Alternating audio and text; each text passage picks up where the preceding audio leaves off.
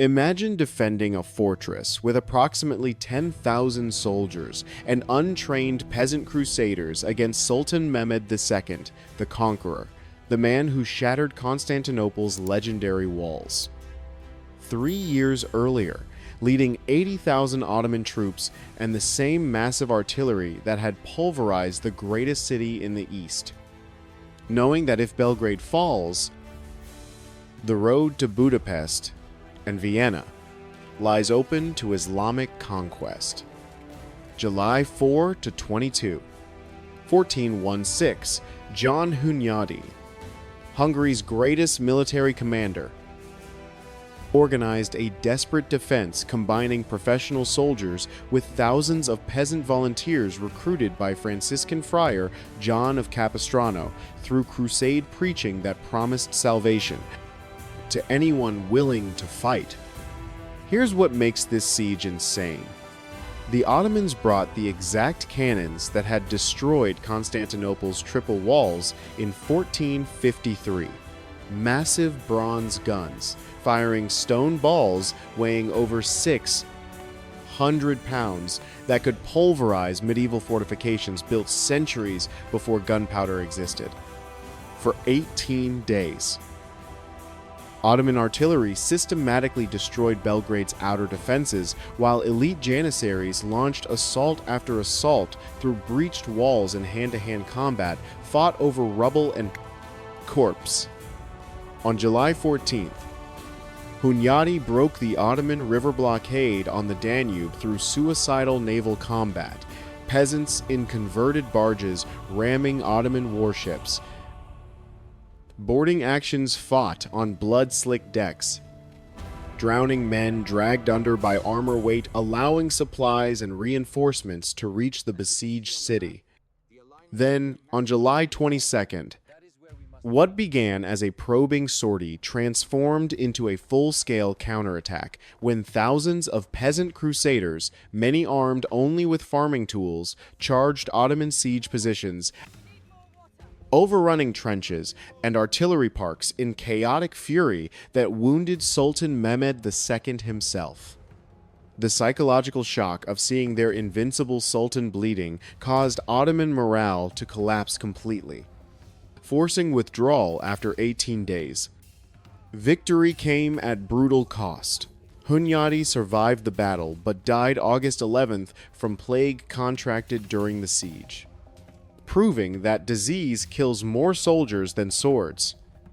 To understand why all of Europe held its breath in summer 1456, you need to understand what Constantinople's fall 3 years earlier had meant psychologically. The city that had stood for over 1,000 years as Christianity's eastern bulwark. The fortress that had survived dozens of sieges had finally broken under Sultan Mehmed II's artillery bombardment in May 1453. For centuries, Constantinople had been more than just a capital. It was a symbol, a wall of stone, and faith that said to the West, the Ottomans can come this far and no further. When its legendary triple walls finally shattered under the conqueror's cannons, a question began to haunt every European capital, from Rome to London. What would fall next? News of the disaster rolled across the continent like a death sentence. In Italian ports, merchants whispered that trade routes might change forever. In German taverns, ogres talked about the Turkish thunder, the massive artillery that had made medieval fortifications obsolete overnight. In Rome, Pope Calixtus III listened to reports of the Hagia Sophia Cathedral converted into a mosque and knew that the frontier of the Christian world had just moved several hundred miles closer to the heart of Europe. But if Constantinople was gone, the geography of invasion remained brutally simple. Between the Ottoman Empire and the rich plains of Central Europe stood one obvious target, a fortress city at the meeting point of the Danube and Sava rivers called Belgrade. To Sultan Mehmed II, now called the Conqueror after crushing Constantinople at age 21, Belgrade was not just another castle on the map. It was the key to Hungary, and Hungary was the gateway to Vienna, Munich, and the wealthy German states beyond. If Belgrade fell, the road toward the heart of Europe would open like a wound. The young Sultan, who had already achieved what generations of Ottoman rulers had failed to accomplish by taking Constantinople, was not the kind of man who ignored opportunities like that. He made his intentions clear. Belgrade would be the next target. Orders spread across his empire, calling for men, cannons, horses, river ships, and endless supplies. What had begun as frontier whispers slowly took shape as a grand, carefully planned Ottoman campaign, one of the largest the Hungarian border had ever faced. In the Kingdom of Hungary, people understood the danger with crystal clarity. Hungary was ruled by a boy king, Ladislaus V, the Posthumous, whose weakness meant real power lay with one man whose name still carried weight from decades of warfare against Ottoman expansion, John Hunyadi. He was a veteran of countless campaigns, a commander who knew what it felt like to see Turkish banners moving like dark waves over the horizon. Hunyadi had studied Ottoman patterns for decades.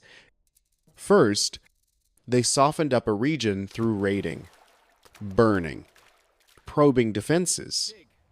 Then, when they were certain of victory, they sent the great army infantry, cavalry, artillery, fleets of supply boats on the Danube. They had done it to Constantinople with devastating effect. He was certain they would try it again, and Belgrade was the obvious target. While noblemen argued in councils and diplomats traded letters, rumors drifted in from the south that confirmed Hunyadi's worst fears. Villages along the frontier reported Ottoman scouts mapping river crossings. Traders spoke of new cannons being cast in foundries, of ships being prepared on the lower Danube, of massive ammunition stockpiles being assembled slowly. The outline of a coming storm became impossible to ignore. In Rome, Pope Calixtus III tried to answer that storm with words and faith, calling for a new crusade and urging kings and peasants alike to defend Christendom against the Ottoman tide. But unlike the time of the First Crusade, when all of Europe united, the 15th century found Christendom divided, exhausted, suspicious. Many rulers were more interested in fighting their own neighbors than in confronting a distant threat from the East. And yet, in all this uncertainty and political paralysis, one fact remained painfully simple if Belgrade stood. Europe would have time to breathe and prepare. If Belgrade fell, no one could predict where the Ottomans would stop. That is how a fortress city at the edge of the map became the center of history. The decision to defend Belgrade did not begin in a royal palace with knights in shining armor. It began in the restless, calculating mind of John Hunyadi. He understood that Hungary could not wait for a perfect army or for every nobleman to agree on strategy. The Ottomans would not pause their cannons until everyone in Europe felt ready for war. If Belgrade was going to hold, it needed men, weapons, food, and supplies immediately. First, Hunyadi moved with what he still controlled: his own fortune and hard-earned reputation. He poured his personal wealth into the effort, hiring mercenaries, summoning veterans who had fought under his command before, sending urgent letters across the kingdom calling his vassals to arms. He arranged for ships and boats to be gathered on the upper Danube, knowing from experience that whoever controlled the river would control the lifeline of any siege. But professional warriors and weapons alone would not be enough against the army that had taken Constantinople. Far from battlefields,